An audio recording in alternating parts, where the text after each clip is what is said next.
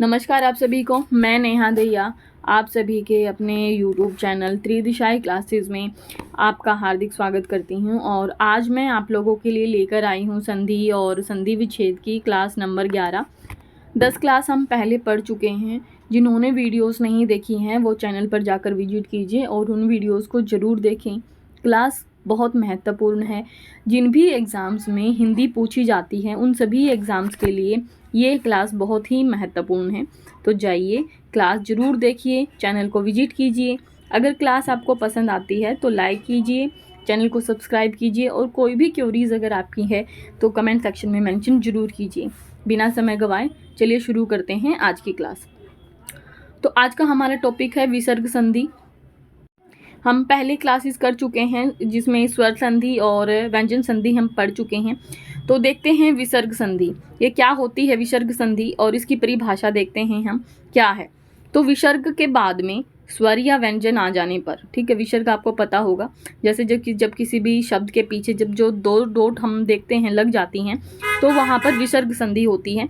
तो जब विसर्ग के बाद में कोई भी स्वर या व्यंजन आ जाता है और वहाँ पर जो ध्वनि परिवर्तन होता है तो एक विकार उत्पन्न होता है, या ध्वनि परिवर्तन आप उसको कह सकते हो। तो ये जो विकार या ध्वनि परिवर्तन होता है वही विसर्ग संधि है, ठीक है।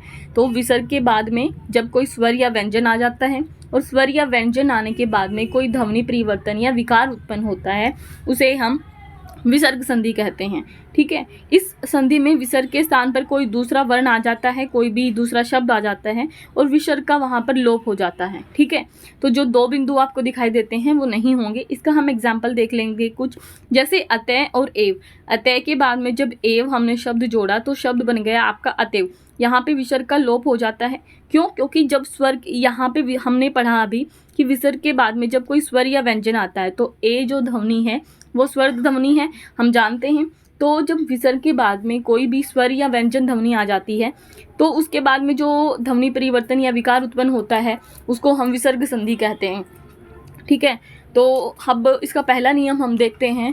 पहला नियम है, यदि विसर्ग के पूर्व ए हो और उसके आगे ए को छोड़ करके कोई भी अन्य स्वर आ जाए, अर्थात आ जाए, ए, ई, उ, री, ये जितने भी स्वर हैं, अगर ए को छोड़ करके कोई अन्य स्वर आ जाता है तो वहाँ पर विसर्ग का लोप हो जाता है, ठीक है। जैसे उदाहरण हमने देखा कि अतः के बाद में एव जुड़ गया तो जो पहले शब्द को हमने बोला तो पहला शब्द हमारा बोला गया अतः, ए बोला गया, जमा में उसमें हमने जोड़ा एव, ठीक है। यहाँ पे ए ध्वनि है, स्वर ध्वनि आई है तो शब्द बन गया अतएव। दूसरा नियम हम देखते हैं कि विसर्ग के पूर्व, ठीक है, विसर्ग के पूर्व, यहाँ पे भी हमने देखा था कि विसर्ग के पूर्व जो ध्वनि है हमारी, ठीक है, विसर्ग के पूर्व यदि ए ध्वनि है तो उसके आगे ए को छोड़ करके अन्य स्वर जब आ जाते हैं। अब हम दूसरा देखते हैं कि विसर्ग से पूर्व यदि और या फिर बाद में दोनों स्थानों पर ए हो, अर्थात विसर्ग के पहले भी ए है और बाद के स्थानों पर भी ए है तो विसर्ग का ओ बन जाता है, ठीक है। तो ए और विसर्ग दोनों मिलकर के क्या बना देते हैं? ओ बना देते हैं। जैसे, और हम देखते हैं मने अनुकूल, मने यहाँ पे ए ध्वनि है, इसके बाद में हमने अनुकूल जब जोड़ा तो शब्द हमारा ये ए है उसकी जगह पे ओ बन जाता है तो मनो अनुकूल हो गया, ठीक है। मने ए ध्वनि है, जब उसमें अनुकूल जुड़ा तो ध्वनि आपकी हो गई मनो अनुकूल, यहाँ पे ए का लोप हो जाता है। अगला शब्द देखते हैं तेजा प्लस असी, तो ए ध्वनि है, अगला है असी, यहाँ पे ए ध्वनि है। जब विसर्ग के पूर्व भी ए ध्वनि और बाद में भी ए ध्वनि है तो विसर्ग का लोप हो करके ध्वनि ए की जगह पे ओ हो जाती है तो शब्द आपका बन गया तेजोसी, ठीक है। उम्मीद है दूसरा भी नियम आपको समझ में आ गया होगा। पहला नियम कहता है कि विसर्ग से पूर्व यदि ए है और उसके आगे ए को छोड़ करके कोई भी स्वर आ जाते हैं, जैसे ई आ गया, ऊ आ गया, री आ गया, ठीक है, बड़ी छोटी जो भी ह्रस्व या दीर्घ स्वर ध्वनियाँ हैं, कोई भी ध्वनि अगर आ जाती है, ओ आ गया आपका, औ आ गया, तो ये कोई भी ध्वनि जब आ जाती है तो वहाँ पे विसर्ग का लोप हो जाता है, ठीक है। इसके बाद में दूसरा हमने देखा कि अगर विसर्ग के पूर्व और बाद में दोनों ही स्थानों पर ए है तो ए और जो विसर्ग है वो दोनों मिलकर के ओ ध्वनि बनाएंगे और ए का वहाँ पर लोप हो जाएगा। इसके बाद में हम अगला देखते हैं तीसरा नियम, विसर्ग से पूर्व यदि ए है और बाद में किसी वर्ग का तीसरा, चौथा तथा य, रे, ले, वे या है ध्वनियां हैं तो विसर्ग का ओ बन जाता है। अर्थात विसर्ग के पहले ए ध्वनि, बाद में किसी भी वर्ग का, क वर्ग का या च वर्ग का या ट वर्ग का या त वर्ग का, इन सभी वर्गों या फिर प वर्ग का, इन सभी वर्गों का कोई भी तीसरा, तीसरा मतलब क ख ग, चौथा यानी घ, ठीक है, च वर्ग का च छ ज, चौथा कौन सा हो जाएगा आपका झ, त का तीसरा ट ठ ड, ठीक है, और उसके बाद में ढ, ये त का त ध्वनि का तीसरा वर्ण कौन सा हो जाएगा त थ द, और उसके बाद में कौन सा हो जाएगा ध। प वर्ग का कौन सा हो जाएगा, प के बाद आएगा फ, प फ ब और भ। अगर ये शब्द हैं आपके किसी भी विसर्ग से पूर्व यदि ए और बाद में किसी भी वर्ग का तीसरा या चौथा, इसके अलावा य, रे, ले, वे या है ध्वनियां हैं तो विसर्ग ओ में परिवर्तित हो जाता है। इसका उदाहरण हम कुछ देख लेते हैं। जैसे यश है, यानी विसर्ग से पूर्व हमने देखा ए ध्वनि है। गान तीसरा शब्द है, तीसरा वर्ग है क वर्ग का, तीसरी ध्वनि क ख ग, तो ग ध्वनि है, तो यश प्लस गान मिलकर के बन जाता है ओ ध्वनि और ये शब्द बन जाएगा आपका यशोगान। अगला देखते हैं अधः प्लस गति। जब अधः, इसमें कौन सी ध्वनि है, ए ध्वनि है, और बाद में तीसरा वर्ग, जो तीसरा वर्ण आया क वर्ग का ग ध्वनि, तो शब्द आपका बन जाएगा अधोगति। अगला उदाहरण देखते हैं यश प्लस घोष, तो शब्द बन गया आपका यशो घोष। मन प्लस बल मिलकर के मनोबल बनाता है। वया प्लस वृद्ध मिलकर के वयोवृद्ध बनाता है, ठीक है। जैसे हमने देखा प फ ब, ठीक है, इसका यहाँ पे उदाहरण है, यहाँ पे वै ध्वनि आती है, तो हमने ऊपर पढ़ा था कि य, रे, ले या वै या फिर है भी ध्वनि अगर आती है तो आपकी मात्रा परिवर्तन ओ में हो जाएगा।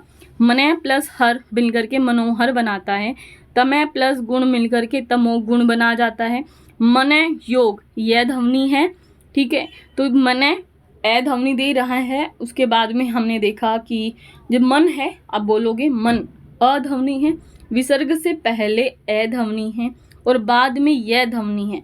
जब इस ए और यह की ध्वनि को मिलाया जाता है तो ये ओ ध्वनि में परिवर्तित हो जाती है और आपका नया शब्द मिलकर के बनता है मनोयोग। और कुछ उदाहरण हम देखेंगे आगे। एक बार मैं इसको रफ कर देती हूँ, ठीक है। तो हमने देखा कि किसी भी जो ए ध्वनि के सामने विसर्ग से पहले यदि ए ध्वनि है, उसके बाद में यदि तीसरा या चौथा वर्ण आ जाता है किसी भी वर्ग का तो वह ओ में परिवर्तित हो जाती है। अगला उदाहरण इसका हम देखते हैं सर प्लस रू, ठीक है, सर प्लस रूह, रे ध्वनि आ रही है। सर, देखो जब सर को बोलोगे विसर्ग हटा के तो सर ए ध्वनि है, प्लस में रूह, रे और ऊ की ध्वनि, यहाँ पे रे ध्वनि है तो शब्द बन गया आपका सरोरु। मन प्लस राज्य, न मन, जब आप बोलोगे तो ए ध्वनि आएगी, तो मन प्लस राज्य मिलकर के मनोराज्य बनाते हैं। पय प्लस द मिलकर के पयोद बनाते हैं। सर प्लस जय मिलकर के सरोज बनाते हैं, ठीक है।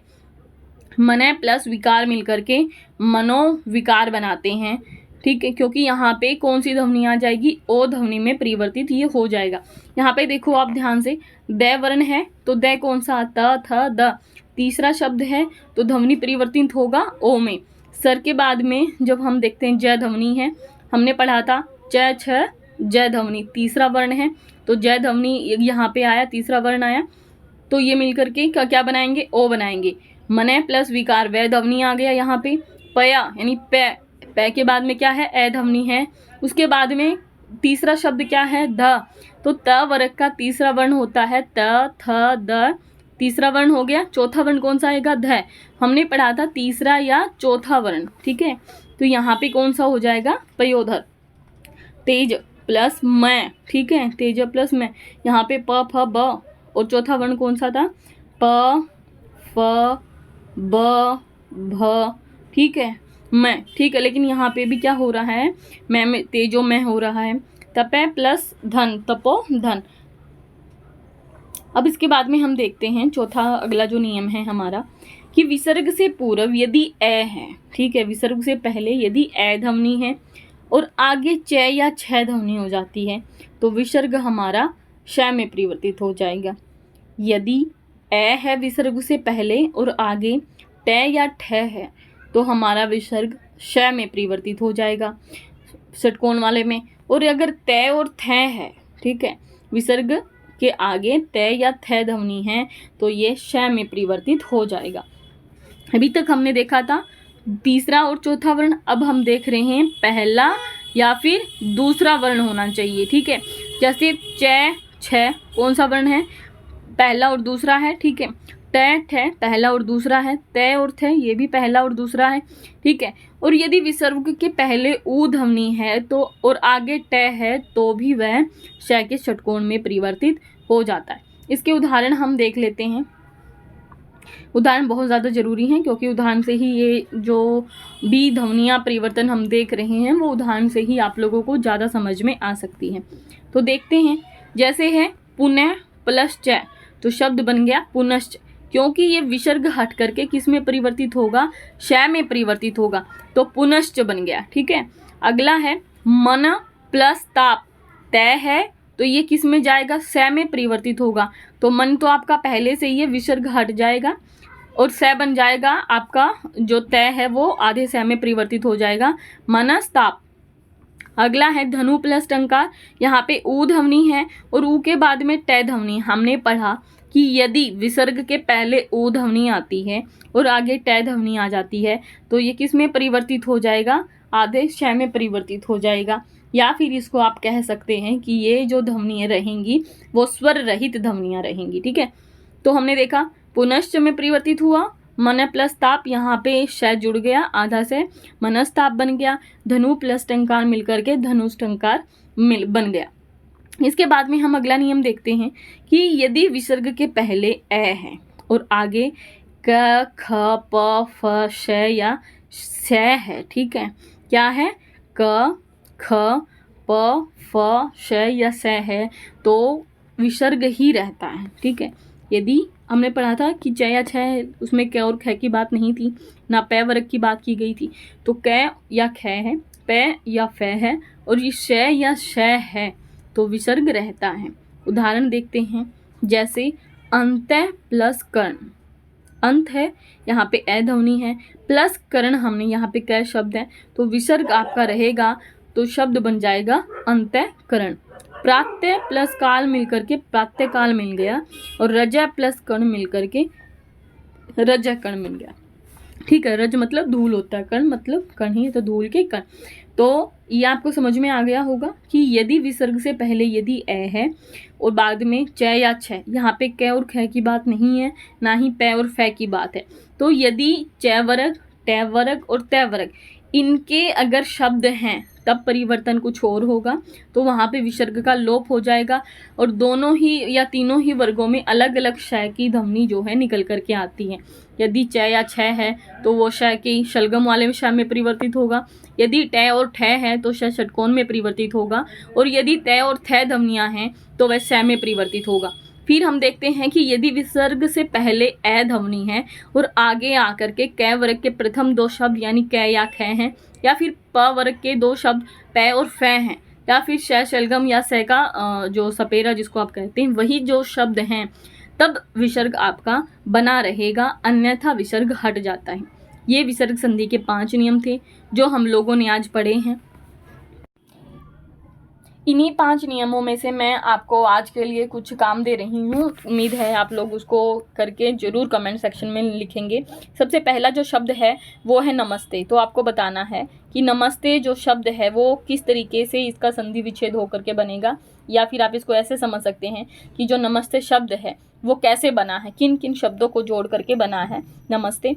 इसके बाद में एक अगला आप लिख लीजिए प्रातः स्मरण, ठीक है। जैसे मैं इसको लिख देती हूँ प्रातः प्लस में इसमें आप लिख लेते हैं स्मरण, इनको जोड़ करके एक संधि बनेगी, वो बतानी है आपको कि ये संधि कौन सी बनेगी। और अगला मैं आपको दे रही हूँ नमस्कार, ठीक है। नमस्कार या पुरस्कार आप लिख लीजिए, ये शब्द हैं नमस्कार और पुरस्कार। इनको आपको बताना है कि ये किन किन शब्दों को जोड़ करके बने हैं और किस तरीके से इनका संधि विच्छेद हुआ है। मिलते हैं अगली क्लास में। आज की क्लास में बस इतना ही। पढ़ते रहिए, आगे बढ़ते रहिए, अपना ख्याल रखिए। धन्यवाद। और जो भी आपकी क्वेरीज हैं उनको कमेंट सेक्शन में मेंशन कीजिए। अगर आपको वीडियो पसंद आती है तो लाइक कीजिए, चैनल को सब्सक्राइब कीजिए, शेयर ज़रूर करें। और जो भी आपकी बची हुई या पीछे की क्लासेस हैं जो आप लोगों ने नहीं की है वो चैनल पर जाकर के विजिट कीजिए और उनको ज़रूर देखें। टॉपिक बहुत ही महत्वपूर्ण है। धन्यवाद।